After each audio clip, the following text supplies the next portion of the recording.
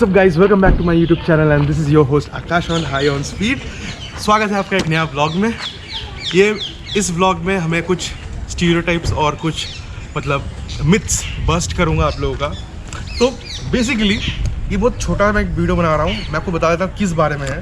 बहुत लोग मेरे कमेंट से पूछते हैं कि यार आकाश भाई मेरे जो इंजन का जो है एंटॉर्क स्पेसिफिकली बोल रहा हूँ, या कोई भी और भी व्हीकल बोल सकते हो, TVS एंटॉर्क, ठीक है। इसमें हीट का जो सिंबल है, जो कि मैं अगर आपको मैं गाड़ी ऑन करके दिखाऊं, वैसे ये मेरा फैंसी की है, यहाँ पे रहता है आपका हीट सेंसर। तो यूजुअली लोग पूछते हैं कि भाई मेरा इतना हीट हो गया है, मेरा इतना दाग हीट हो गया, इतना हो गया, उतना हो गया। तो सारे मिथ बस्ट करना चाहता हूँ। तो लोग हमेशा पूछते रहते हैं कि यार कितना आकाश भाई होना चाहिए हीट, गाड़ी में हीट हो रहा है, मेरा ये हो रहा है, वो हो रहा है। गाइज मैं एक चीज़ बोलूँगा, गाड़ी लिया है, दिस इसका जो इंजन है ये इलेक्ट्रिक नहीं है। This is called combustion engine for a reason. But इधर आओ जल्दी। तो गाइज जैसे ही आपका गाड़ी चलाते हो, इसमें आप लोगों का हीट जाता रहता है। तो इसमें एंटॉर्क में पर्टिकुलरली 6 ठो आपका लेवल्स होता है, 6 लेवल्स ऑफ हीटिंग एलिमेंट्स रहता है, ठीक है।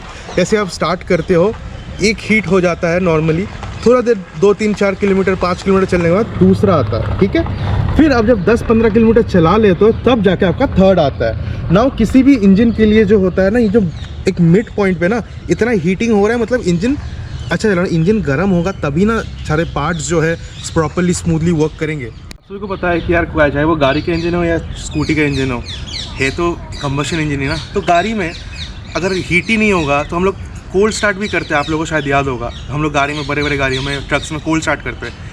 ये भी तो इंजन है। मानता हूँ कम क्यूबिक कैपेसिटी है, लेकिन इसको भी तो सांस लेने की ज़रूरत है, थोड़ा टेम्परेचर। हम लोग इंसान है, हमारा भी तो बॉडी मूव होता है ना, हम लोग को भी तो एक बॉडी टेम्परेचर रहता है। सिमिलर टू दैट इसमें भी हीट होता है।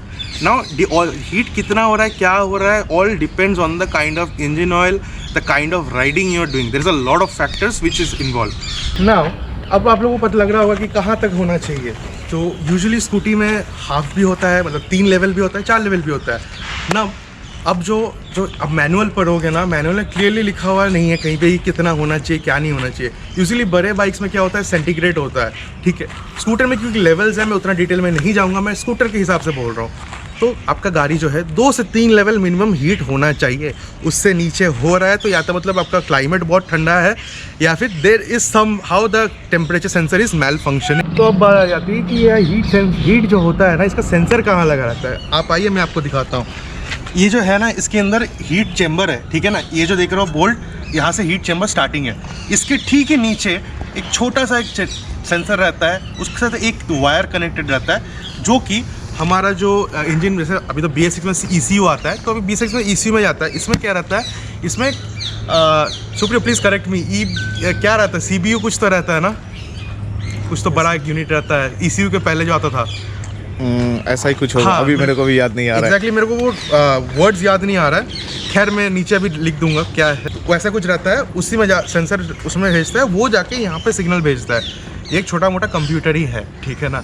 ये इसका वैसे बहुत महंगा है। खैर वो सब बात छोड़ते हुए, वहाँ से हीट यहाँ पे जाता है। Now the thing is that 3 level तक जो हीट हो रहा है, दैट इज़ टोटली फाइन, कोई टेंशन लेने की ज़रूरत नहीं है।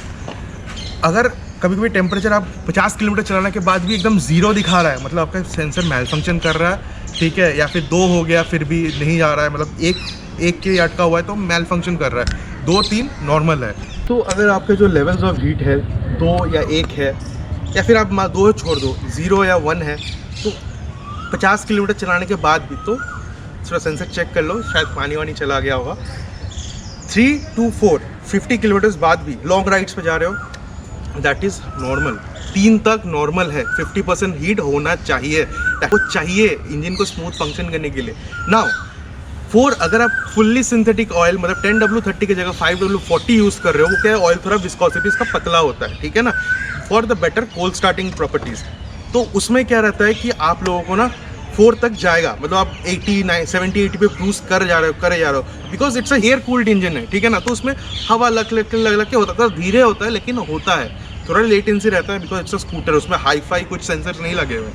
और हीट सेंसर इसलिए दिया है क्योंकि ये परफॉर्मेंस स्कूटर है, ठीक है। तो बहुत लोग जो कमेंट करते हो यार बेकार गाड़ी है, हीट हो जाता है, 50 to 60% heat is totally normal.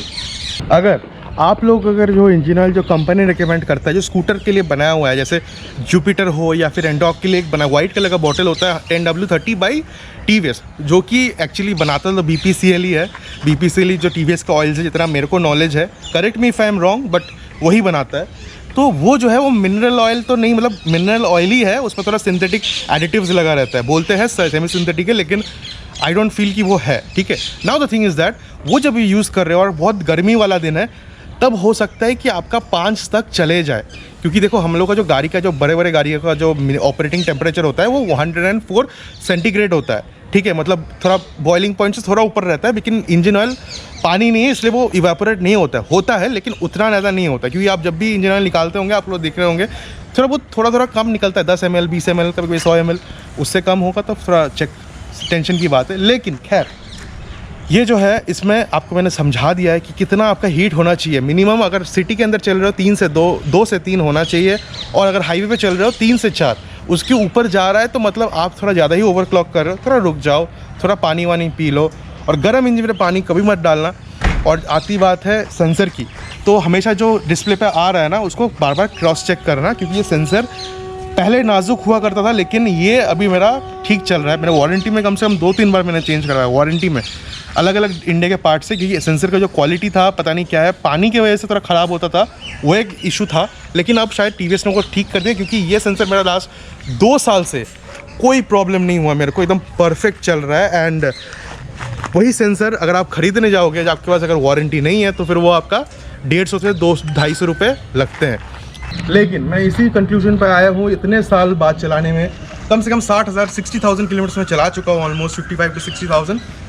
Heat अच्छी चीज़ है, ज़्यादा हीट कुछ भी ज़्यादा या कम अच्छी बात नहीं है। कम हो रहा है मतलब कुछ तो इशू होगा, या तो क्लाइमेट अच्छा है, आप पहाड़ों में चला रहे हो, लेकिन ज़्यादा होने पे चिंता होने वाली बात है। कम से कम शुक्र करो इसमें हीट सेंसर दिया है, और भी जो स्कूल जैसे बर्गमैन वगैरह जो नया मॉडल्स आ रहे हैं उसमें भी दिया हुआ है। शुक्र करो कम से कम दिया तो है कंपनी ने। जो जिस मॉडल्स में, ऐसे फॉर एग्जांपल कुछ मॉडल्स हैं जिनमें है ही नहीं, आपको पता ही नहीं चलेगा कितना हीट हो गया है, तो उसमें तो आप you're just riding like a blind man, so there is no point discussing on them. So कम से कम प्लीज़ अप्रिशिएट दैट। कोई और प्रॉब्लम हो, कुछ सवाल या सुझाव हो तो मुझे कमेंट सेक्शन में बता देना। इंस्टाग्राम पे मेरा ID मेरा यहाँ पे आ रहा होगा, वहाँ पे मुझे रीच आउट कर सकते हो। अगर आपको लगता है कि मैंने कुछ गलत बोला है तो I am really sorry, but यही सच है, यही हकीकत है। This is high on speed signing off, see you on a next informative video. Till then bye bye.